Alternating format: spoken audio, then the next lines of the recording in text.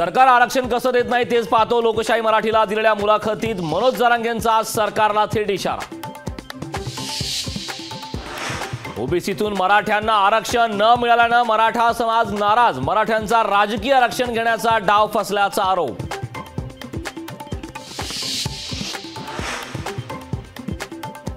मराठा समाजाला दिलेलं आरक्षण कोर्टात टिकेल, सरकारनं त्रुटी दूर केल्या त्यामुळे चिंता नाही, मुख्यमंत्री एकनाथ शिंदेंची ग्वाही। खोट्या नोंदींच्या आधारे मराठ्यांचं कुणबीकरण सुरू असल्याचा भुजबळांचा आरोप, कुणबी नोंदींसाठी खाडाखोड केल्याचा दाखवले पुरावे। मराठ्यांना नोकऱ्या किती आणि कधी मिळणार, आरक्षणावरून उद्धव ठाकरेंचा आज सरकारला सवाल।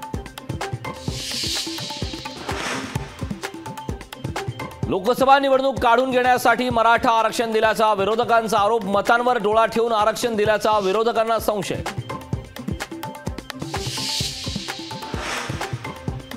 मराठा आरक्षण विधेयक एकमतानं मंजूर, मराठा समाजाला शैक्षणिक आणि नोकरीत 10% आरक्षण, मुख्यमंत्री एकनाथ शिंदेंची विधानसभेत मोठी घोषणा।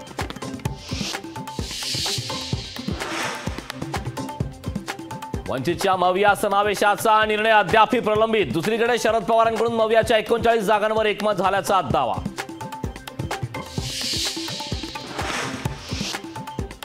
अजित पवारांना बारामतीत धक्का बसण्याची शक्यता, युगेंद्र पवार शरद पवार गटात सामील होण्याचे संकेत।